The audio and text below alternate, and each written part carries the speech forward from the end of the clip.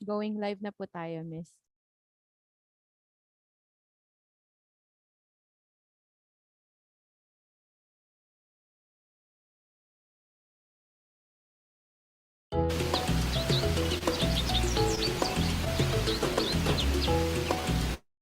Hi everyone!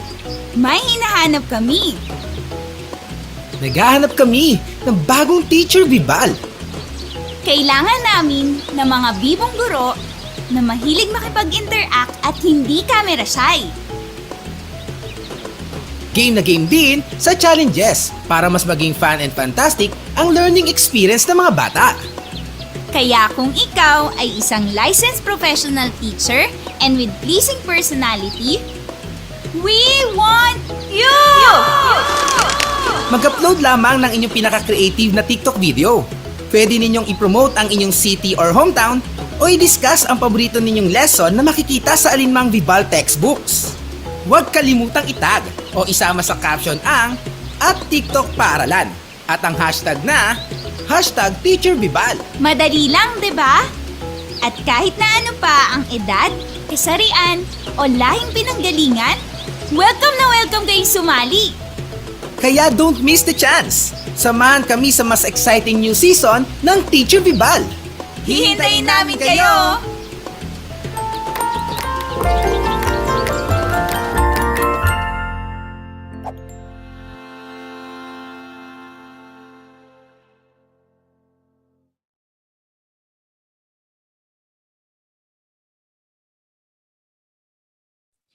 Good day, Kavibal, and welcome to our YouTube Live. For the discussion today, the topic will be on teaching strategies for Hyflex learning. Before we begin, take note of the following reminders. Make sure you're registered to the webinar to have your e-certificate of participation. Visit certificate.bibalgroup.com or eturo.org to generate your proof of attendance. Share the video using #LearnAs1PH as our official hashtag to our Vibal webinars. Experience learning, Kavibal. And now, to proceed with our webinar this afternoon, it is my pleasure to introduce to you our distinguished speaker today. Ms. Romelyn Pauline T. Castor is a graduate of Bachelor in Mathematics Education with certificate in teaching junior secondary education in Philippine Normal University. At the same year, she passed the board licensure examination for professional teachers. She was a scholar alumna and part of 1,000 Teachers program under Philippine Business Education Step Up. She is a former teacher at Sophia School and she grew there in 3 fruitful years. She's been part of the different international tutoring center here in the Philippines. And last June, she got rank 1 in RQA secondary mathematics level in SDO Makawayan City. Currently, she's taking her master's degree in curriculum and instruction at Philippine Normal University, Manila. Ladies and gentlemen, Ms. Romelyn Pauline T. Castor.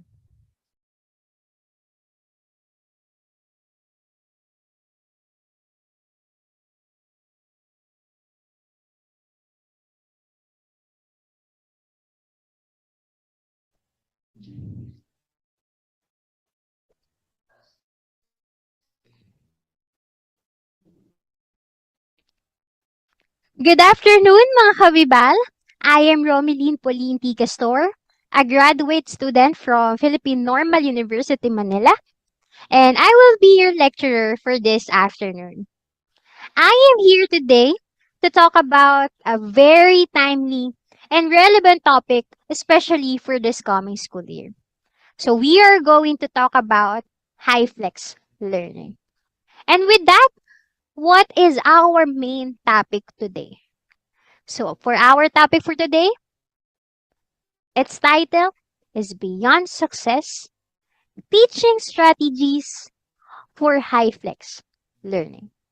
So before I start, we all know that education was the most expensive treasure that anybody could use to achieve success in life. It encouraged everyone to make first step to grow. Usually, sa mga magulang nga natin, sinasabi nila, edukasyon lang ang kaya kong ipamana sa'yo. Which is true, kasi hindi naman lahat ay galing sa mayayaman na pamilya. But, hindi hadlang ito because why? Because education allows everyone to gain the ability to think critically in both directions in order for them to make good decisions in coping and handling various life challenges. Ika nga nila, hindi na nawawala ang problema sa kultura ng Pilipino. Yes, I do agree with that. And those challenges, those problems, give us motivations to have better opportunities to grow, especially for our chosen career path. However, changing and improving the quality education in the Philippines is very crucial and became one of the most controversial issues in our history. Usually, sa mga teacher, may mga backup question tayo in our minds. Just like, why we should educate them? Why we should educate students? Ano naman kung natuto sila? Like, meron pa, how do we educate them? But with those questions, do you really know what's the purpose? Or do you really know what's your purpose? And with our topic for today, I hope you will learn something and you will know what's the purpose of teachers in giving quality education, especially during the Hyflex learning. So to begin our discussion, this would be our objectives for today. So we are going to define Hyflex learning. We're also going to talk about the principles of Hyflex learning. Yes, hindi lang siya basta Hyflex learning. We have principles to consider. And then, the second one, we need to understand teacher's role. So I prepared the 3 E's. And later on, we're going to know more about them, the 3 E's. And then the third one, let's identify classroom expectations. So I'm going to present you some research, some journal. And because sa ibang country ay meron na ding Hyflex learning. Let's see, ano ba yung mga classroom expectations? And for the last one, help teachers for successful Hyflex learning experience. And I prepare again an acronym for you to remember CARE. Okay? So that would be our objective for this webinar. So to begin with our discussion, let's have a game first. Ayan. Ayan, buhayin muna natin ang ating brain cells. So for our game for today, it's entitled 4 Picks 1 Word.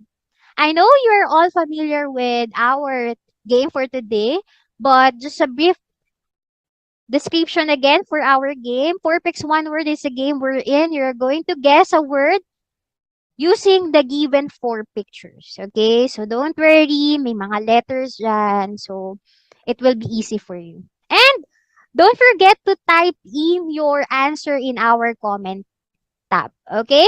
So are you ready now? By the way, I have prepared 5 words for you. And those 5 words yun yung may encounter natin during our webinar session for today. So are you ready? Okay. So I will just give you 10 seconds in every word that you were guessing. Okay? Open po ang comment tab natin for your answer. Okay. So now, let's begin. Okay. It's a 7-letter word. And your timer starts now.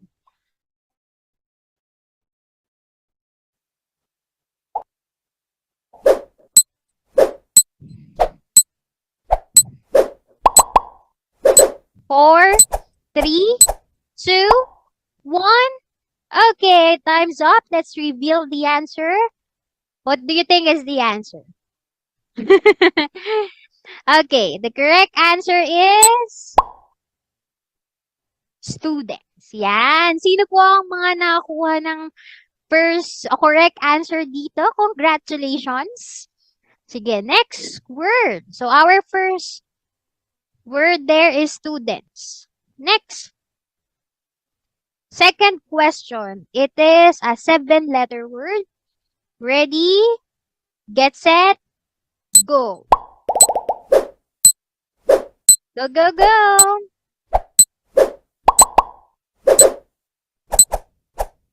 2, 1. Time's up.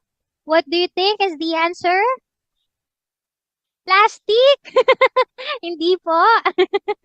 Okay. The correct answer is poverty. Ayan. And napansin kasi natin na marami, ganyan po ang nakikita natin sa mga news, no? At pati sa iba't ibang bahagi ng Pilipinas. So, it talks about poverty. Later on, we're going to talk about, ano ba yung poverty na yan? And meron bang poverty sa education sa Pilipinas? Next. It's a 8-letter word. Your timer starts now.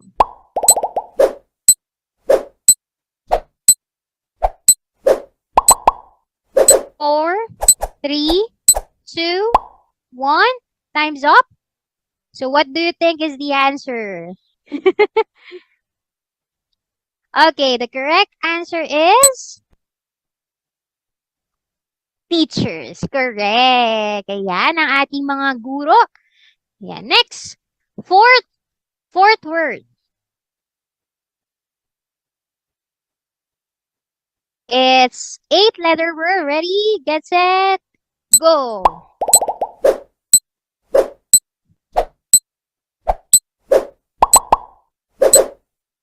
3, 2, 1. Time's up. What do you think? Split? Malapit na po sa split. It's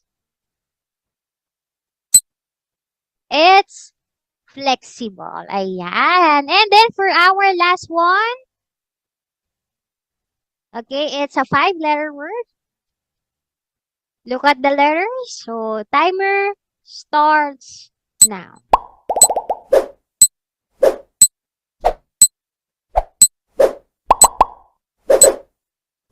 3, 2, 1. Okay, time's up. What's your final answer? Medal? Ano pa? Okay, let's reveal the answer. The correct answer is award. Okay, so now, I hope you enjoy our game. And those words will be used or yun po yung ma-encounter natin during our webinar session. So now, to start, so we all know that during the COVID-19 pandemic, parang bumaksak yung lahat ng meron tayo. Just like yung ekonomiya natin, ayan, ano pa? So also the delivery of academic and behavior instruction by teachers and school officials has been significantly changed since COVID-19 pandemic started. Just like po yung mga gasolina, di ba? Nakaraan, trending po ito sa Facebook. Yung presyo ng gasolina ay mas mataas pa sa grades ng student, right? Ayan. So, it really give us a big impact, hindi lang sa edukasyon, kundi sa buong ekonomiya. Now, so with that, last July 24, 2022, may nilabas po si World Bank na result and report, and it's about the learning poverty. So what does it mean when we say learning poverty? So when we say a learning poverty, it's the inability to read and understand short, age-appropriate text by the age of 10 across the globe. So you can see there a list of countries in Asia's from report. So meron tayong Singapore, South Korea, Japan, Vietnam, China, Thailand, Malaysia, Indonesia, India, and the Philippines. So now, take note with this report, a lower number reflects better performance. So what does it mean? So mas mababa po Ang number, ibig sabihin, mas maganda ang performance. So, look who's in the first place. So, as you can see there, ayan, it's Singapore. Yes, it's Singapore. And look at the percentage of their learning poverty, learning deprivation, and schooling deprivation. So for learning poverty, they got 2.8%. For learning deprivation, they have 12.7 and 0 for schooling deprivation. But look at our percentage. Take note that the lower number reflects a better performance. Look at the ratings of the Philippines. Look at the percentage of the Philippines. It's 90.9 for learning poverty. For learning deprivation, it's 90.4. And for the school deprivation, it's 5. And what can you say about that? Yes, it's too alarming. And did you know that based on World Bank estimates, as many as 91% of children in the Philippines at late primary age are not proficient in reading. And that's the reality and the quality of education that we have in the Philippines. Now, as a teacher, do you think that do we produce a quality education? Do we really produce a quality education for our students? Or we just teaching them? So with that result, sana napaisip kayo kung ano ba yung mga bagay na dapat pagtuunan natin ng pansin, lalo na sa pagdating sa edukasyon ng Pilipinas. And now, let's have the teaching strategies for Hyflex learning na you may use for this coming school year. And I hope these tips may help us, everyone, to produce quality education for our students. And you also know what's the real purpose. What's your real purpose as a teacher? Okay, now, let's start with the first one, Hyflex learning. So, let's define Hyflex learning and its principle. So, Hyflex learning is from the word hybrid plus flexible, and when we combine them together, it's Hyflex. So, Hyflex is a combination of elements of both online and classroom-based learning, and it allows students to choose how they will attend. So, students can attend synchronous sessions in person or online without physically attending in class. Actually, for this school year, I know in some schools here in the Philippines, they're going to use this kind of learning, the Hyflex learning. So, ano pa ba meron sa Hyflex learning? So, this gives students freedom to study when and where they want to based on their own needs, desire, and preferences. Some students, ayan, they prepare not go to school kasi hindi pa really safe for now. Ayan. So, ano pa? Students can choose to take the class online or in the classroom or both. Pwedeng salitan, ayan. Actually, sa ibang school po, salitan. Ayan. And then the course materials is offered in traditional and online formats. Some school have their own platforms. May mga Moodles, LMS, yan, Google Classroom. And student also can choose how they attend course weekly, which can resolve many scheduling conflicts. So I hope with this slide, na linawan kayo what does Hyflex learning is. Okay, now let's proceed with the principles of Hyflex learning. Yes, meron po itong principles.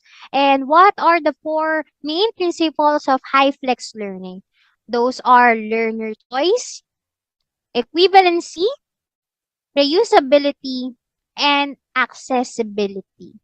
Now, let's start with the learner choice. So, what does it mean when we say learner choice? It's about providing meaningful alternative participation modes. So, we all know that the main reason of Hyflex design or Hyflex learning should be considered to give student a choice in how they're going to complete courses activities in any given week or given topic.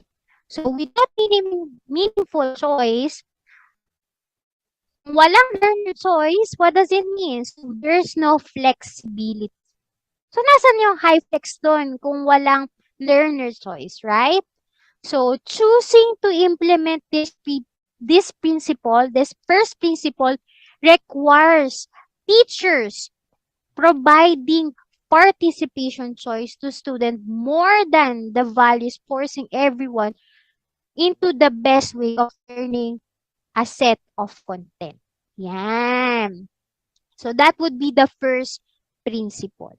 Next, the second principle is equivalency. Provide learning activities in all participation modes. So, all alternative participation modes should lead to equivalent learning.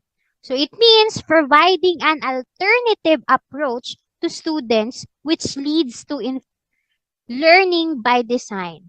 So, equivalency is not about equality, but it's about online learning experience that may turn out to be much less social interactive than a classroom-based discussion activity.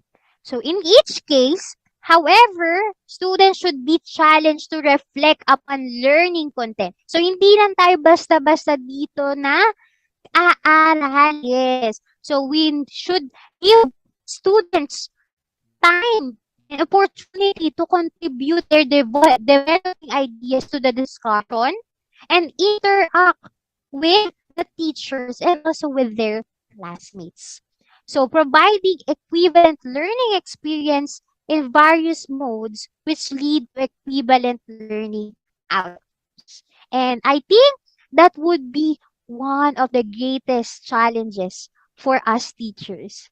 How to make sure that our learners will learn kung online sila or kung nasa on-site school sila, right? So it's a big challenge for us. Next, reusability. It's utilize artifacts from learning activities in each participation modes.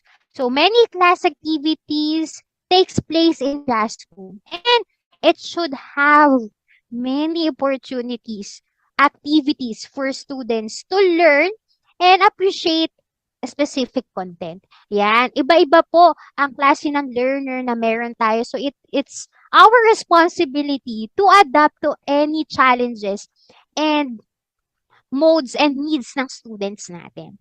And then for the last principle is accessibility. Equip students with technology skills and equitable access to all participation modes. Syempre, kung meron tayong online learner, syempre, as online learners, they should have access to our learning materials. Just like those students nasa school natin. So, dapat doon po may equivalence o merong equality din para sa ating mga students. Okay? So, those are the 4 principles of Hyflex learning. So, why do we need to choose Hyflex learning? What do you think, teacher? Bakit kailangan natin ng Hyflex learning?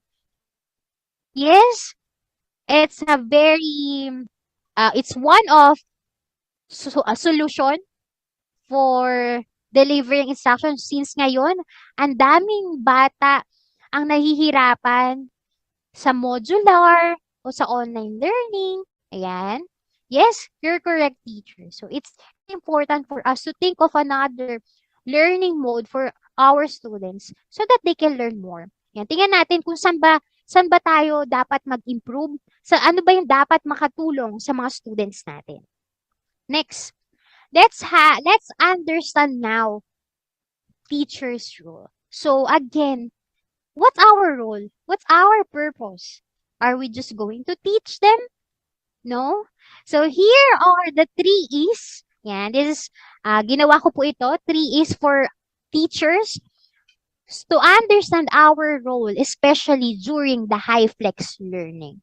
So the first one is ensure, engage, and expect. So the first one is ensure safety measure.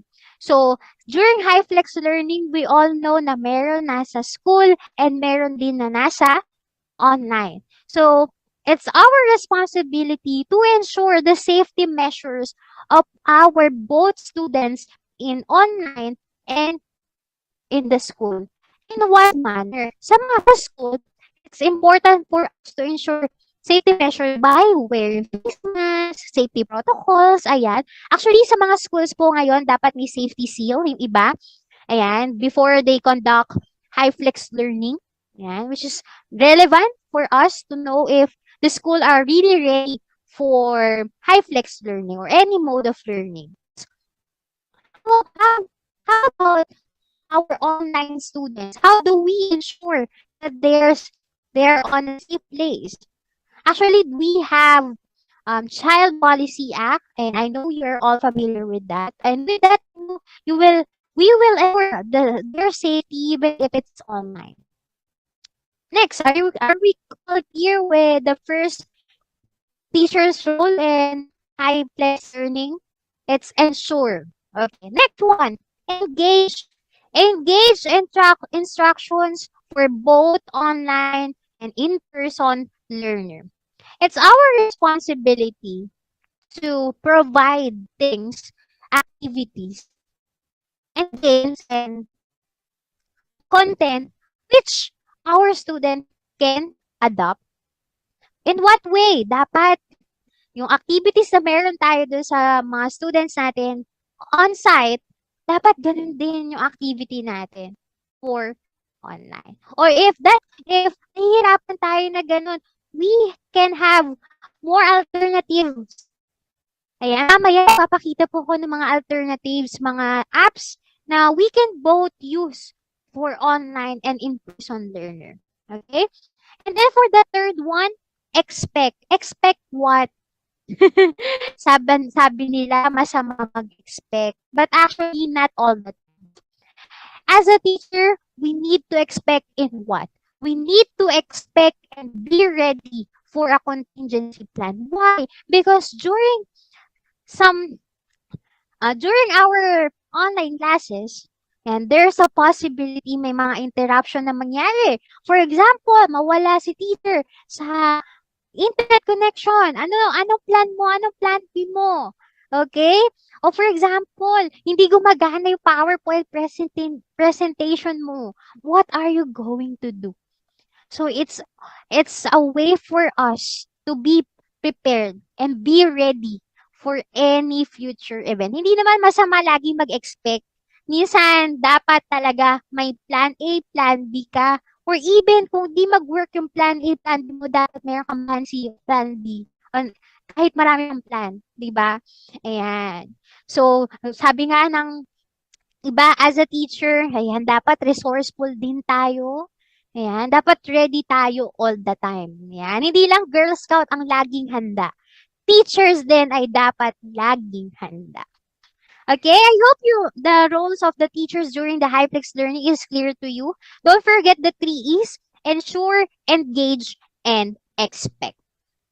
Okay, now, so as you can see here, it's a picture of simulation or a sample class in Columbia University that you can find in New York City.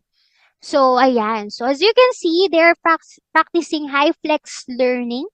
So, there are some students on the school and some students are on their house. Ayan.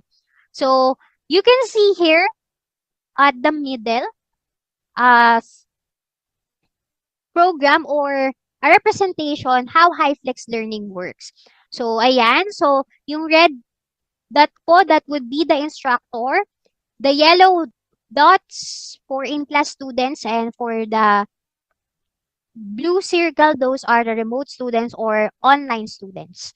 So, as you can see, both has a chance to interact with each other.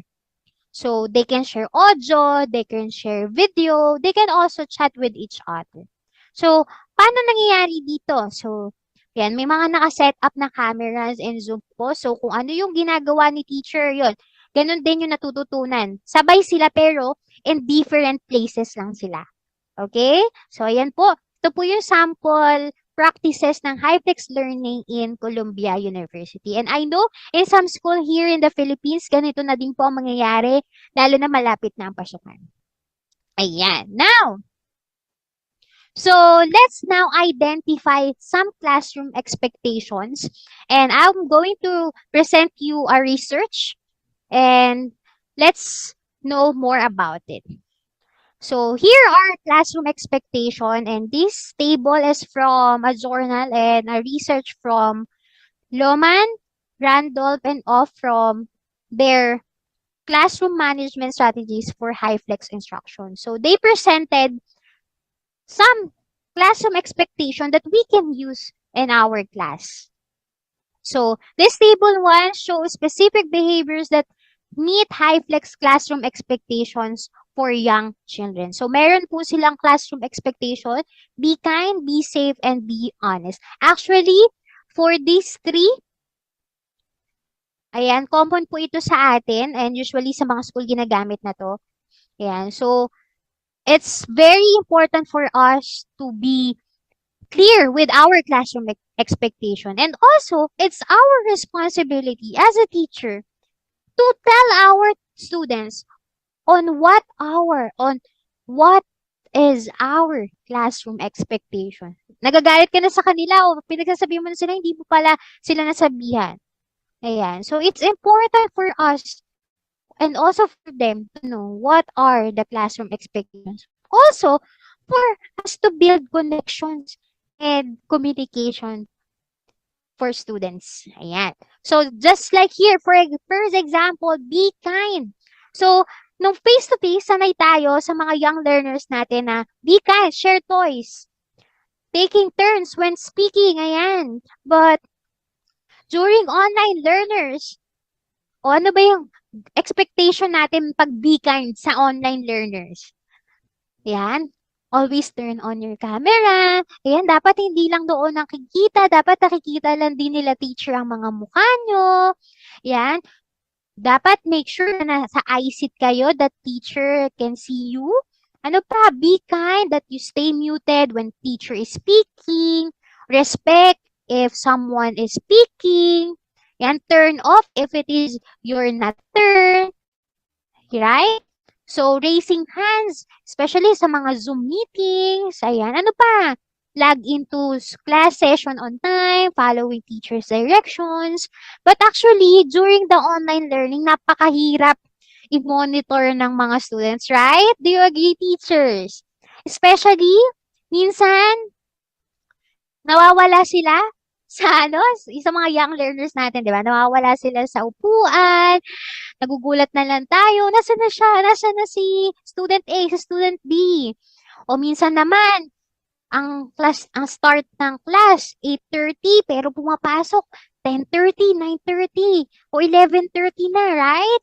Yan, medyo challenging din talaga sa online learners at hindi natin sila masisi kasi minsan may mga problems talaga, especially sa internet connections. Next, be safe. Ayan, during ng face-to-face class tayo sa mga young learners natin, sa mga preschoolers, 'di ba? Bago sila kumain, the teachers let them to wash their hands first, especially before eating or after using the toilet. Ayan. And then, paano naman sa online learning? Ayan, use computer for learning only. Walang dapat naka-open na tabs. Ayan. And next, be honest. During our face-to-face learning experience, tell the truth to teacher, classmate, and parents, lalo na pag may mga nangyayaring away-away. And then when online learning hits us, ano nangyari sa be honest? Honest pa nga ba talaga teachers and also the students? So, It's also our responsibility to ensure the honesty of our learners. And also to our teachers. Dapat honest ka din sa mga sarili mo. Kung gusto mong maging honest sa iyo ang mga bata, ay dapat honest ka rin sa sarili mo. Right? So, this is our some classroom expectation na present po ng sample journal research na to. So, I have here more, another one from there too.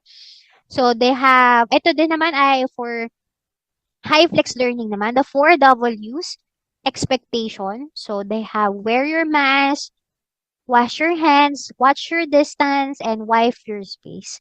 So, actually, we do have a lots of classroom expectations sa class.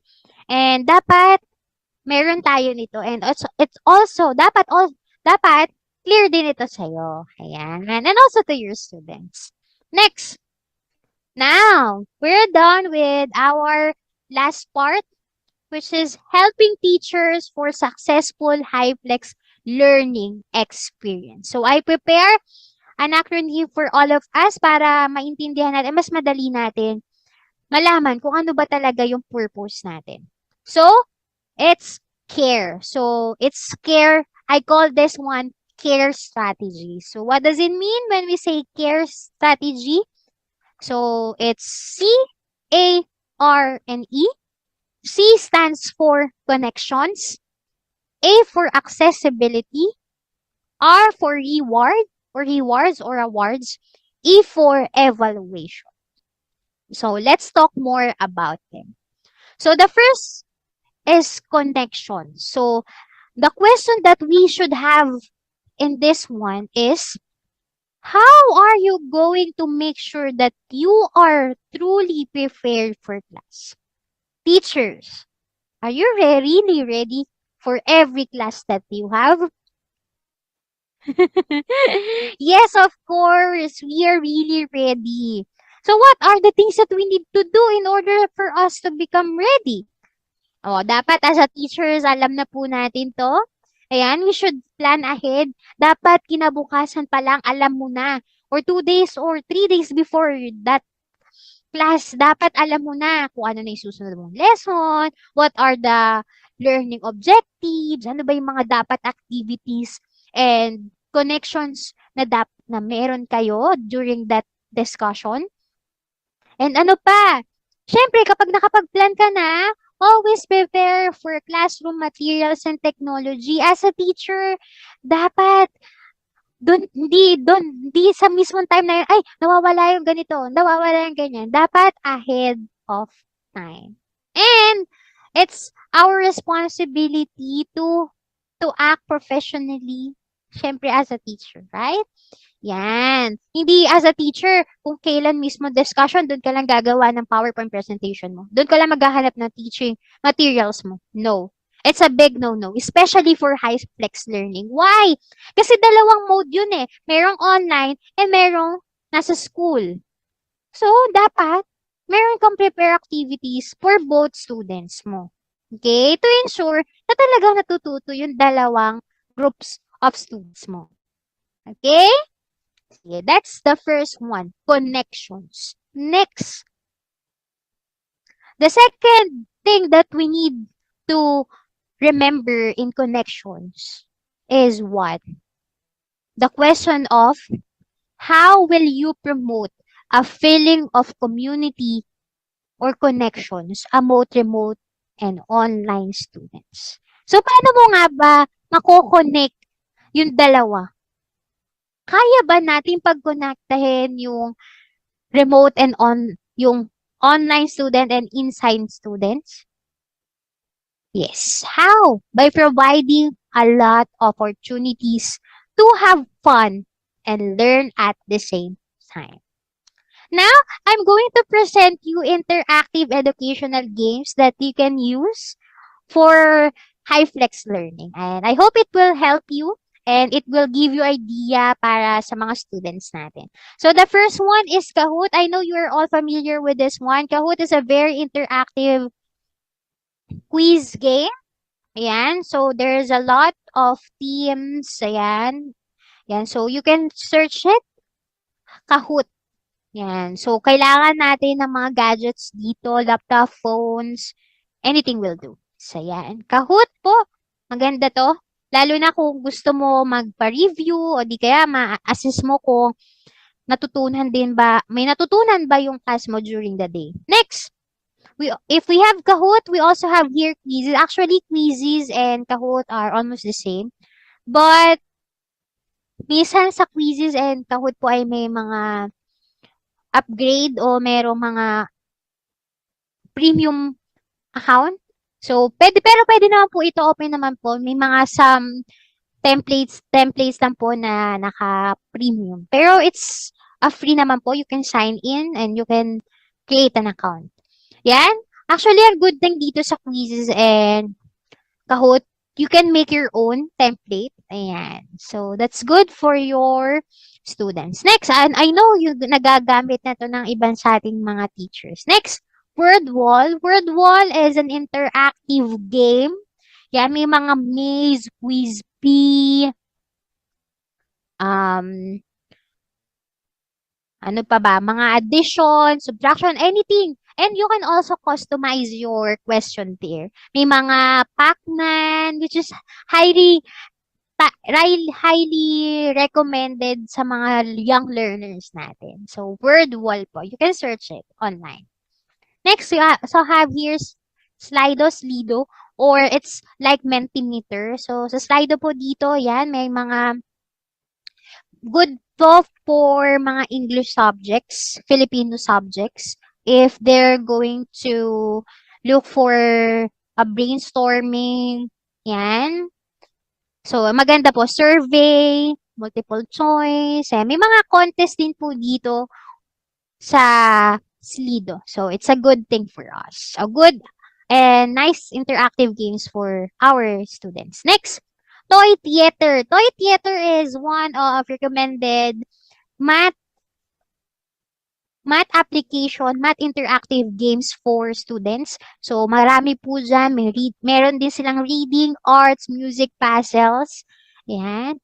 So, maganda po ito kasi yung mga topic natin, pwede natin ma-incorporate sa game. Okay? So, it's a pre-app din po. You can search it online. It's also good for math subjects. So, may mga interactive math manipulatives po tayo. So, kung pwede sa online and sa mga o on-site or insight learner natin. Next, ito, PhET. Yan. Ito naman po ay for science, simulation. Yan, maganda po ito kasi para mas maintindihan nila paano gumagana yung circuits construction, yan, gravity, yan. Marami din po yan. And it's free for us. Next, yan. Kung meron po tayong interactive games, educational games for our students. So, meron din naman po tayong interactive PowerPoint presentation. Ayan. Just like this one. Yan. Meron pong mga classroom feud. Ayan. Family feud o millionaire special edition for classroom. Yan. Meron din po sa mga YouTube. Doon po kayo pwede din makakuha. Or else, you can create your own interactive PowerPoint presentations. Yan. Now, so, if you're asking where to create and get interactive presentation, so you can see it, you can find some of it sa Canva, sa SlidesGo, sa Carnival, or even sa YouTube. Sa YouTube po, sobrang dami. And makikita nyo lang po doon, watch lang po kayo, and then after watching, makikita nyo po may mga free templates, interactive templates. So, why is it important for us to have interactive educational games and interactive or colorful interactive presentation for our students? Ayan. Try to imagine, nagwa-webinar ako ngayon, tapos sobrang daming words. Punong-puno ng words. Sa tingin niyo po ba'y gaganahan pa rin kayo for our webinar session? It's a big no. And, di ba, as a teacher, ayan, hindi ka naman copy-paste lang, right? Yan. So, let's make our learners feel feel that learning is not just about learning. Ayan, dapat i-feel natin na sa student natin na we are not just here to learn, but also to have fun. Yan. Dapat magkadugtong yan na learn and fun. Okay. Have fun. So now, let's proceed with accessibility. So the question that we should have in our minds with accessibility is where and how to access subject materials. So with accessibility, this benefits all of our learners and it assures continuity in the event of future disruption. So in some cases, in some schools, they have own platforms just like LMS. Ayan, may mga ganyan po sila. So, ano pa ba yung mga dapat i-consider sa accessibility? O, why is it important for our student to access subject materials? Hindi ba pwede na, ay, wag na ibigay. Yes, kailangan kasi nilang mag-review. Gagamitin nila din to. Pwede nilang balikan right after their classes, right? Ayan. So, it's important for us to have, or for them, to have free access on their learning materials. Next, so I'm going to show here to you again some toolkit for both online and Insight learners. So, yan. Google Drive, Google Classroom. Ayan. Ito, Google Drive and Google Classroom is really in demand and ginagamit talaga natin to. Ayan. Ito, Dropbox. Ayan. Dropbox is good. Yan. Kasi you can share a specific folder to some people. Yan. Para din siyang Google Drive. Yan. So, Dropbox. Next, we also have here Moodle. Itong Moodle po ay sa ibang university. And meron po silang Moodle wherein when you click some specific course, pag open mo, nandun na lahat. Nandun na yung mga things to do mo. Yan. So, it's Moodle po. Next, we also have here Basecamp. Itong Basecamp po maganda din to kasi, ayan, nakikita nyo naman po sa screen nyo, makikita kagad kung ano yung message board, to-do list, group chat, the doc file, schedule, and it's free naman po. Yeah, so you can search it online.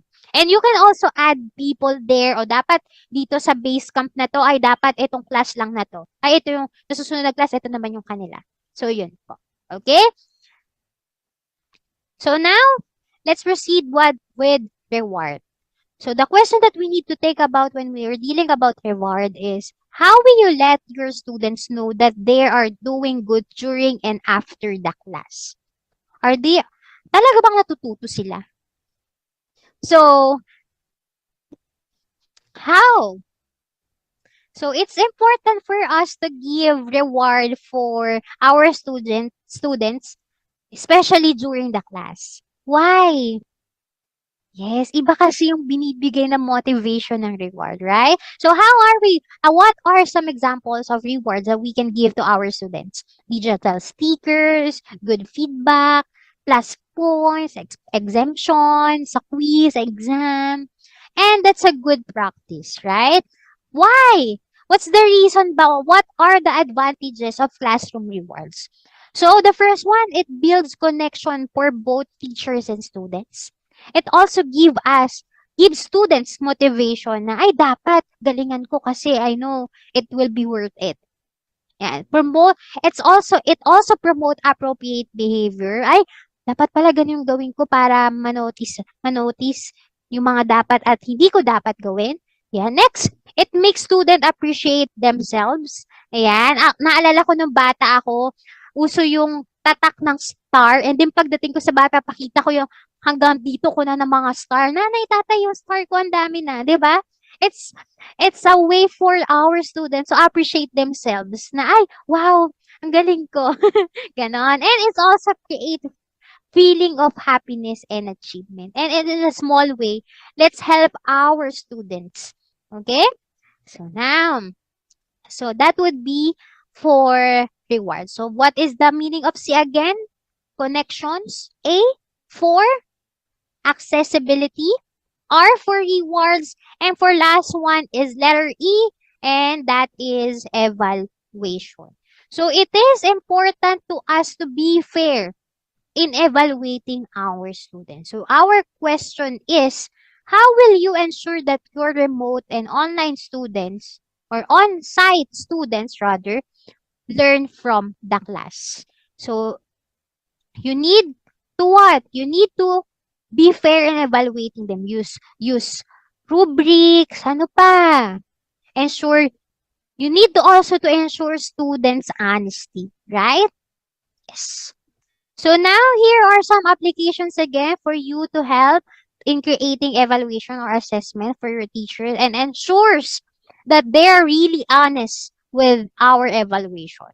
So here, class marker is a good way po also. Ayan, makikita, may timer din po ito. And then, randomize ang mga question.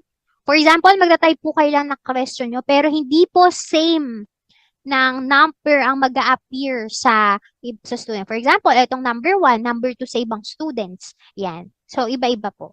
And then, they are not allowed to take screenshot kasi parang may part din po alam ko sa class marker na madedetect na pag may iba kang tab na makikita. Yan. O tinitignan. Yan. So, it's important po sa class. It is very important for us to have this also in our class. Next, here, turn it in. Ayan. What do you think would be the use of turn it in? Yes?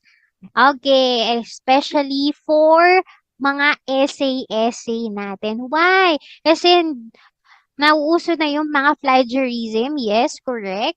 And dapat, as a teacher, as a student, dapat gagawa tayo on our own, right? Hindi naman tayo gagawa lang at magka-copy-paste ng copy-paste galing sa gawa ng iba. Okay? So, just like here in Turnitin, makikita nyo po dyan kung ilang percent ang kinuha niya at saan niya kinuha. Yan. So, ito po yung kagandahan dito sa Turnitin. Okay? So, now, let's have a recall. Care, C for connections, A for accessibility, R for reward, E for evaluation. And as a conclusion for our today's session, so students have a range of special needs in the Hyflex learning. Teachers must be adaptable with their lesson plans and classroom management strategies. So it's our responsibility to give quality education for our students. So before I finally ends our session, let me give you a very special quote from Solomon Ortiz. And he said that education is the key to success in life, and teachers make a lasting impact in the lives of their students. Because at the end of the day, our goal is not to teach our students, but our goal is to let our students to strive for greatness and to become the best they can be. So I hope you learned something from our today's session, and thank you for listening. And I hope nalinawan tayo on what's our purpose as a teacher and the class or in giving a quality education for every students that we have. Okay? So that's all for now. So thank you again for listening. I am Romily Polinti Castor. Thank you so much. See you around. Bye.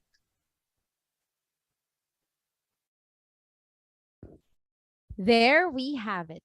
In behalf of Vibal Group Incorporated, I would like to thank our speaker for today for this eye-opening and insightful learning session. It is an honor to have you with us. And to all our Kavibal viewers, all thanks to you for your continuous patronage to our daily learning session. Don't forget to register to get your e-certificate of participation. The link is in the caption of this webinar. We encourage you also to subscribe and watch on our official Vibal Facebook and YouTube channel. Muli, maraming salamat at magandang araw sa ating lahat.